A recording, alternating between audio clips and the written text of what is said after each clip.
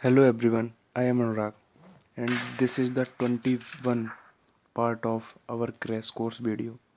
इस वीडियो में जितनी भी इम्पोर्टेंट डायमेंशन फॉर्मूले हैं वो हम सभी डिस्कस करेंगे।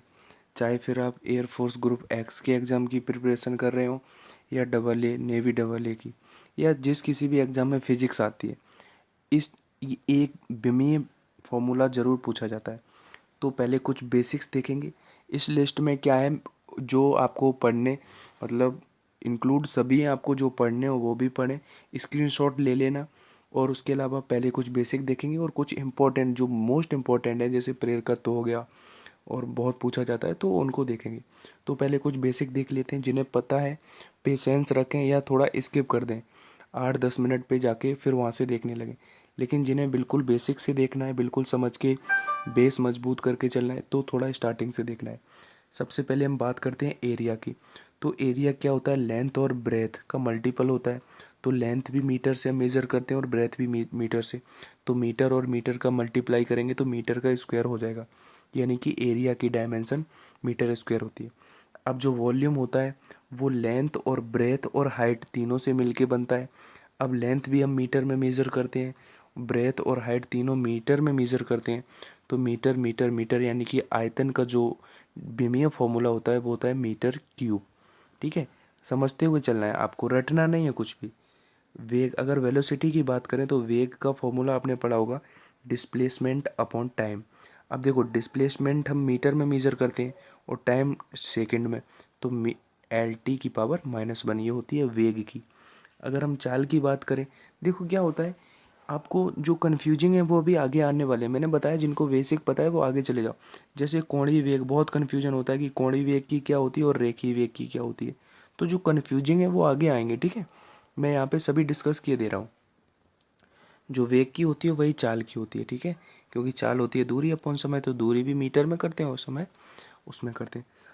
अब आपको त्वरण देखो, वो तो पता होगा यार, एम एम क्या होता है, मास। द्रव्यमान को एम से डिनोट करते हैं। और जो एल होता है वो होती है लेंथ और टी होता है टाइम। तो इतना बेसिक तो पता होगा। अब त्वरण की बात करें तो त्वरण होता है वेग परिवर्तन अपॉन समय। तो वेग की अभी हमने विमा देखी LT⁻⁻1 और इसमें टी से डिवाइड करेंगे तो टी ऊपर जाएगा तो T⁻⁻2 हो जाएगी। तो त्वरण होता है LT⁻²। आपको दिमाग में रखना है। फोर्स, देखो फोर्स की आपको रटी हुई होनी चाहिए क्योंकि आगे हम ड्राइव करेंगे जब बड़ी बड़ी विमाएं, तो उसमें फोर्स का बहुत यूज होना है। तो फोर्स होता है मास इंटू एसिलेरेशन। तो मास की होती है एम और त्वरण की मैंने अभी बताई है LT⁻2। तो ML T⁻², ये बल की विमा, बहुत इंपॉर्टेंट। बल और कार्य ये दो आपको याद हो, फिर आगे सभी ड्राइव करके आप निकाल पा रहे होंगे। अगर वर्क की बात करें तो वर्क होता है फोर्स इंटू डिस्प्लेसमेंट। तो फोर्स की क्या होती है ML T⁻2 और विस्थापन होता है, वो लेंथ होती है, एक आखिर विस्थापन लेंथ होती है ना। तो ML² T⁻²। तो ये उसकी वर्क की। अब जो अगर आपसे एनर्जी की पूछी जाए तो एनर्जी की भी विमा यही होती है, लेकिन आपको कंफ्यूज नहीं होता। अगर पावर की विमा पूछी जाए तो वो चेंज हो जाती है। पावर होता है वर्क अपॉन टाइम, यानी कि शक्ति होती है कार्य अपॉन समय। तो शक्ति की विमा हो जाती है तो इसमें टी से भाग देंगे तो ये टी ऊपर जाके -3 बना देता है, ML² T⁻³ तो यहाँ से एक कन्फ्यूजन बनती है। आपको याद रखना है कि शक्ति में और कार्य में डिफरेंस क्या होता है। अगर कार्य की है तो ये और शक्ति की। अगर मोमेंटम की बात करें, संवेग होता है द्रव्यमान इंटू वेग। तो द्रव्यमान की m और वेग की LT⁻⁻1।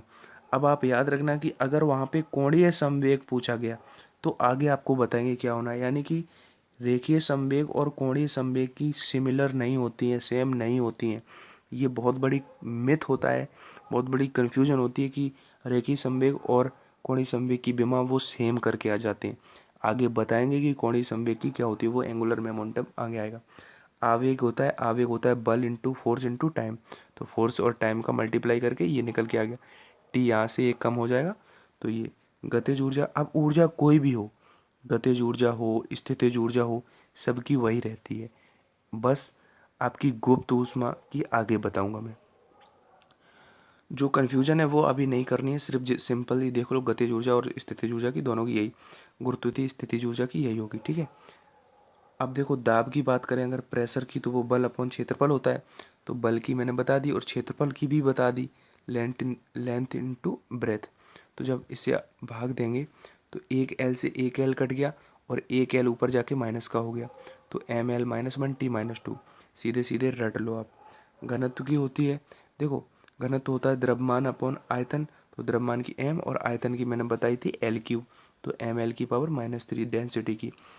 बल आघूर्ण होता है बल गुणा लंबवत दूरी, तो बल की ये है और दूरी एल, तो एल और एल। अब देखो बल आघूर्ण की विमा जो होती है वही आपकी एनर्जी की भी होती है, तो ये बातें भी याद रखना। आवृत्ति की होती है एक अपॉन टी, यानी कि टी इनवर्स।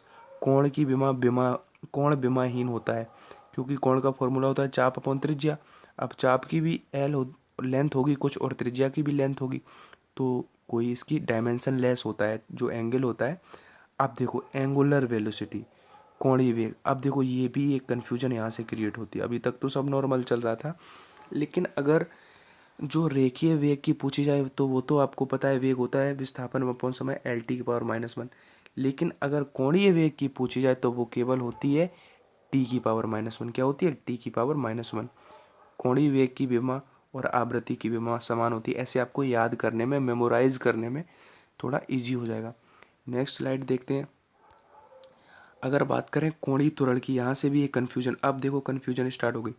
रेखीय त्वरण तो सीधा सीधा होता था, क्या होता था? रेखीय त्वरण वेग परिवर्तन बटे समय। लेकिन कोणीय त्वरण होता है कोणीय वेग बटे समय। अब कोणीय वेग की अभी बताई मैंने, जो आवृत्ति की होगी वो, और टाइम की टी, तो टी की पावर माइनस टी होती है, केवल टी की पावर माइनस टू होती है कोणीय त्वरण की, है ना। देखो अब यहाँ से आप हो गए एक्साइटेड। अब देखो जड़त्व आघूर्ण, आई बराबर होता है एम आर स्क्वायर, तो ये सिंपली एम की एम और एल लेंथ स्क्वायर, तो एम एल स्क्वायर। जड़त्व आघूर्ण ये भी इंपॉर्टेंट है। कोणीय संवेग, अब देखो कोणीय संवेग के लिए क्या होगा? आई बराबर होता है, जे बराबर होता है आई ओमेगा, यानी कि आई बराबर जड़त्व आघूर्ण यानी कि एम आर स्क्वायर जिसकी जी होती है, और ओमेगा यानी कि अभी निकाली थी एल टी, एल जो आवृत्ति की थी वो, तो दोनों का गुणा करेंगे तो ये आएगी किसकी? कोणीय संवेग की। ये भी मोस्ट इंपॉर्टेंट है, कोणीय संवेग आपको याद रखना है। कोणीय संवेग आई ओमेगा, आई बराबर एम आर स्क्वायर, ये भी निकाली। ओमेगा आपको बता ही दिया कोणीय वेग की क्या होती है, जो आवृत्ति की होती है। कोणीय वेग में और कोणीय त्वरण में कंफ्यूज मत होना, त्वरण में टी की पावर माइनस टू होता है और कोणीय वेग में केवल टी की पावर माइनस वन होता है, ठीक है। जो जहाँ पे कन्फ्यूजन होती है मैं बताते चल रहा हूँ कि यहाँ पे आपको कन्फ्यूजन बन सकती है। अब यहाँ से आप जल्दी जल्दी स्क्रीनशॉट लेते चलना। गुरुत्वाकर्षण नियतांक होता है, ये आपको ड्राइव करके ये निकल के आता है, ठीक है। जो समझाने वाला होगा वो मैं बताता चलूँगा। अब जो गुरुत्वीय क्षेत्र की तीव्रता, अब देखो एक बार मैं कर दे रहा हूँ जूम आउट, आप स्क्रीनशॉट ले लो। जो गुरुत्वीय विभव है उसकी ये होती है, जो कार्य की मैं बता चुका हूँ द्रव्यमान। अब बस इसमें कैलकुलेशन करनी है कैसे ड्राइव किया। प्रतिबल होता है फोर्स इनटू एरिया, तो फोर्स की भी पता है, एरिया की। अब देखो विकृति की आपको याद रखना है। जो यहाँ से जहाँ से प्रॉब्लम बनती है, विकृति की कोई विमा नहीं होती, क्योंकि लंबाई में वृद्धि अपॉन प्रारंभिक लंबाई रहता है। अब प्रत्यास्थता गुणांक, प्रतिबल अपॉन विकृति, इसका ये पृष्ठ तनाव बहुत पूछी जाती है, पृष्ठ तनाव की विमा मोस्ट मोस्ट इम्पॉर्टेंट। अब मैंने अगर दो बार मोस्ट इम्पॉर्टेंट कहा है तो आप क्या करना है, आप चाहे करतार का प्रैक्टिस सेट उठा लें या लूसेंट का प्रैक्टिस शॉट, इवन आप अरिहंत का भी उठा लें, तो उसमें पृष्ठ तनाव की विमा ऐसा कोई प्रैक्टिस सेट नहीं होगा जिसमें नहीं पूछी गई हो। 80% सेट में ये रखी जाती है और पूछी भी जाती है। तो पृष्ठ तनाव की विमा होती है एम टी की पावर माइनस टू। कैसे होती है? फोर्स अपॉन लेंथ, तो फोर्स की ये लेंथ से लेंथ कट गया तो एम टी की पावर माइनस टू। वेग प्रवणता, अब वेग प्रवणता में और वेग में कंफ्यूज मत होना। वेग प्रवणता होता है वेग अपॉन दूरी परिवर्तन, तो एल से एल कट जाता है। केवल जो आवृत्ति की होती है, कोणीय वेग की होती है, वही वेग प्रवणता की होती है। श्यानता गुणांक की भी विमा बहुत पूछी जाती है, तो श्यानता गुणांक आप रट लेना। श्यानता गुणांक की होती है बल अपॉन क्षेत्रफल, जो आपने पढ़ा होगा F is equal to six pi eta R V. जो स्टोक्स का नियम होता था उसमें जो ईटा होता था वो श्यानता गुणांक होता था। तो फोर्स में अगर वेलोसिटी और आर की जो भाग देंगे तो वहाँ से आपका निकल के आएगा, ये आप याद रख लेना, M L minus one T minus one, M L minus one T minus one. Spring का बल नियतांक की ये होती है, जो जो आपकी स्प्रिंग का बल नियतांक होता है वही आपकी किसकी होती है, अभी ऊपर बताया था पृष्ठ तनाव की। किसकी होती है? पृष्ठ तनाव की। ये भी आपको याद रखना है। विशिष्ट ऊष्मा। अब देखो यहाँ से विशिष्ट ऊष्मा आ गई, तो विशिष्ट ऊष्मा की ये होती है, आपको देख लेना है, ऊष्मा धारिता। ठीक है, देखते हैं नेक्स्ट स्लाइड। अब इसमें भी कुछ इंपॉर्टेंट है जो बार बार पूछी जाती है। अब देखो मैंने बताया था गुप्त ऊष्मा, वो तो आपको नॉर्मली जो स्थितिज ऊर्जा और गतिज ऊर्जा की मैंने बता दी थी, जो वही होगी जो ऊर्जा की होगी। लेकिन गुप्त ऊष्मा होगा Q is equal to M L. क्या पढ़ा है, एक सेकेंड, ये notification, Q is equal to M L, जहाँ पे L लेटेंट हीट होती थी, तो Q तो होती है एम एल स्क्वायर टी की पावर -2 एनर्जी, लेकिन यहाँ से m से डिवाइड करेंगे तो m से m कट जाएगा, तो लेटेंट हीट की केवल L स्क्वायर टी की पावर -2 होती है। बहुत इंपॉर्टेंट, बहुत पूछी जाती है, आपको याद रखनी है। देखिए प्रसार गुणांक, अब देखो देखते चलना है आपको। ऊष्मा चालकता गुणांक, बोल्ट्जमान नियतांक, गैस नियतांक, इनकी सबकी भी बात देख लेनी है। प्लांक नियतांक, अब मैंने ये पूरा आपको दे दिया है, ये आप क्या करते हैं, आप पढ़ते हैं यहाँ वहाँ देखते रहते हैं, तो मैं आपको इसका PDF भी दे दूंगा। बस आपको क्या करना है, ये सभी एक बार देख लेनी, जो इंपॉर्टेंट है वो मैं बताते चल रहा हूँ। प्लांक नियतांक की भी बहुत इंपॉर्टेंट है, एनर्जी अपॉन आवृत्ति, तो एनर्जी की ये होती है, आवृत्ति की ये, तो एम एल स्क्वायर टी की पावर -1। अब आपको कमेंट में बताना है हमें कि जो प्लांक नियतांक की होती है वो और किसकी होती है। ऐसे क्वेश्चन भी पूछे जाते हैं कि किन दो की विमाएं समान होती हैं, तो बताना है। अपवर्तनांक की कोई विमा नहीं होती है। दाब प्रवणता होता है दाब परिवर्तन बटे दूरी परिवर्तन, तो ये आपको याद रखनी है दाब प्रवणता की। ठीक है, और देखो इसमें कुछ इंपॉर्टेंट बीन है, ये भी पूछ ली जाती है बीन नियतांक की, तो सीधा सीधा आपको याद रखना है एल के यानी कि लेंथ, और वो केल्विन। स्टीफन, इसमें और कोई इंपॉर्टेंट नहीं, हाँ ये इंपॉर्टेंट, विद्युत आवेश वो होता है Q बराबर IT होता है, तो I मतलब एम्पियर और T मतलब तो TA एम्पियर और T। विद्युत क्षेत्र की तीव्रता की भी याद रखनी है, जो विद्युत बल अपॉन आवेश, तो बल अपॉन आवेश की TA, तो यहाँ से ड्राइव करके निकाल लेंगे। नेक्स्ट स्लाइड देखते हैं, इसमें है इंपॉर्टेंट कुछ मोस्ट इंपॉर्टेंट, जैसे कि विद्युत विभव, जो विद्युत विभव भी बराबर होता है W/Q। अब W की भी पता है और Q की भी पता है, तो आप यहाँ से ड्राइव करके निकाल सकते हैं, आपको ये फॉर्मूला याद रख लेना है ये वाला। और विद्युत धारिता अब Q बराबर C भी होता है, तो इस फॉर्मूले से C निकालेंगे Q/V। Q की भी मैं बता चुका और V के ऊपर ये बता ही दी है, तो आपको देख लेना है कि किस तरह से किस में किसका डिवाइड करके कैसे निकालते हैं। एक बार ये अंडरस्टैंडिंग बन जाएगी, फिर आपको रटना नहीं पड़ेगा। अब एग्ज़ाम में निकाल के भी टाइम होगा।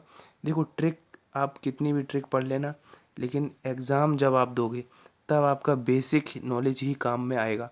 अगर आपका बेसिक अच्छा है, आपको ये फॉर्मूले याद हैं, तब तो आप बीमा निकाल पा रहे होंगे, लेकिन अगर रटी हुई है तो आप पक्का भूल जाने।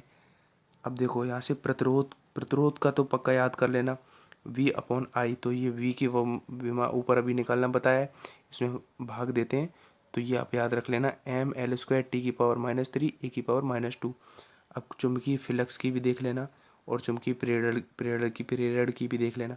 देखो मैंने आपको पूरा कलेक्शन एक जगह पे दे दिया है, अब आपको जो इंपॉर्टेंट लगे, जो आप प्रैक्टिस सेट लगा रहे हो, जो आपको लग रहा है कि हाँ ये पूछी जाती है, वो आप याद कर लेना।